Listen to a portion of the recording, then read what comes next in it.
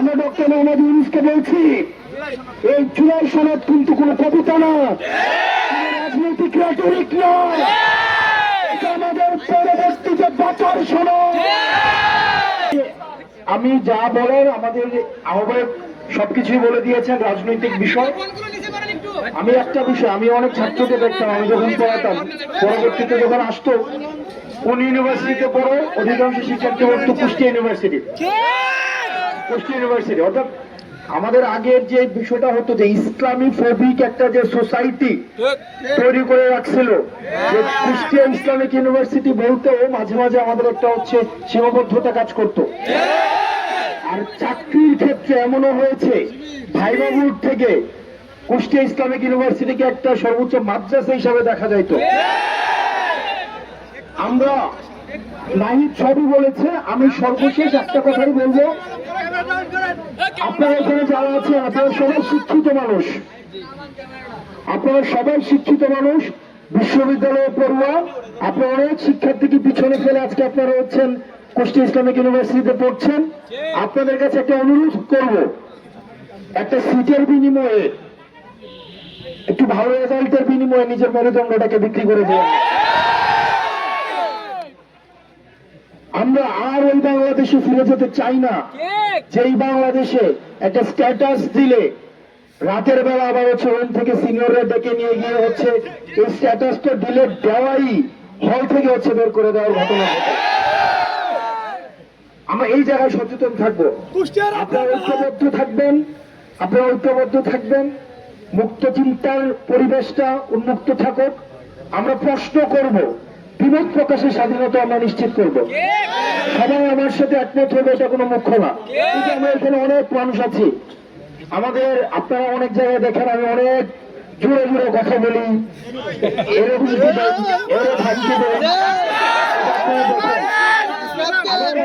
আরেকটা হচ্ছে আরো অনেকে চিনেন যে ক্লাসের মধ্যে আমরা কতটা ইন্টারেক্টিভ ভাবে আমরা হচ্ছে ক্লাসে কথা বলি। আমার কাছে মনে হচ্ছে আমি আমার ক্লাসে এসছি। এই যে দেখেন আপনারা যে এখানে আছেন, অনেকে টুপি পরে আছে, অনেকে হিসাব আছে, অনেকের হিসাব নাই, অনেকের মেকআপ আছে, অনেকের মেকআপ নাই, অনেকের দাড়ি আছে, অনেকের দাড়ি নাই, অনেক হচ্ছে মুরগি পছন্দ করে, অনেক হচ্ছে মাছ পছন্দ করে। এইটাই ডাইভার্সিটি। আমাদের সোসাইটিতে সবগুলো এলিমেন্টস দিয়ে হচ্ছে আমাদের সোসাইটি গড়ে ওঠে। আমাদের সবাইকে নিয়ে আমাদের থাকতে হবে, সবাইকে নিয়ে আমাদের চলতে হবে। আমাদের এই যে মত পার্থক্যটা, এই মত পার্থক্যকে আমরা এন্টারটেইন করব, আমরা বিমত প্রকাশের স্বাধীনতাকে আমরা নিশ্চিত করব। শুধুমাত্র আমাদের সমাজে অ্যাক্সেস থাকবে না শুধুমাত্র ফেসিবাদ, আমাদের সমাজে অ্যাক্সেস থাকবে না আমাদের মত প্রকাশের স্বাধীনতাকে যে রুদ্ধ করতে চায় তাদের সোসাইটিতে অ্যাক্সেস থাকবে না। যারা নিকাপের যেমন স্বাধীনতা থাকবে, আবার কেউ যদি নিকাপ না করতে চায় সেটার স্বাধীনতা আমাদের সমাজে থাকতে হবে। প্রিয় কুষ্টিয়া ইসলামিক বিশ্ববিদ্যালয়ের ছাত্ররা, আপনাদের সাথে আমাদের লড়াইয়ে, আমাদের সংগ্রামে, আমাদের হচ্ছে পরবর্তী বাংলাদেশ বিনির্মাণে আপনাদের সাথে আমাদের দেখা হবে। কারণ আমরা জানি আপনাদের প্রশ্নের ঊর্ধ্বে আমরা উঠতে পারবো না। কারণ আপনারা এমন একটা প্রজন্ম, যেই প্রজন্ম আর কোন নেতা, আমরা মাঝে মাঝে বলি আমরা খুব ভুল সময় রাজনীতিতে আসছি। কারণ যেই সময় আমরা রাজনীতিতে আসছি, কারণ এই সময় প্রত্যেকটা মোবাইল এক একটা মিডিয়া।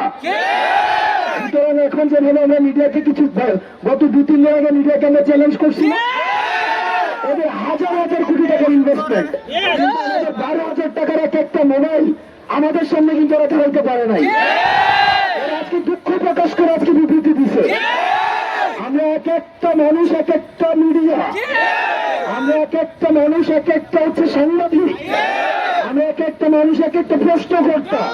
সুতরাং আমি 2 জনের চোখ ফাঁকি দিতে পারবো, 10 জনের চোখ ফাঁকি দিতে পারবো, কিন্তু আপনাদের 100 জনের 200 চোখ ফাঁকি দেওয়ার ক্ষমতা আমার নাই। সুতরাং রাজনীতি, আমরা বলেছিলাম যে রাজনীতি আমরা রাজনীতিবিদদের জন্য কঠিন বানিয়ে দিব, এবং সেটা আমরা করতে পেরেছি। ইসলামিক বিশ্ববিদ্যালয়ের শিক্ষার্থীরা অনেকে আছে আমার ছাত্র, আপনারা ভালো থাকবেন। এবং আমাদের শেষে আমরা জুলাই সনদের জন্য আমরা 3 আগস্ট আবার শহীদ মিনারে মিলিত হব। এবং সেই দিন এই যেভাবে আঙুল উঠিয়ে আমি যেভাবে কথা বললেন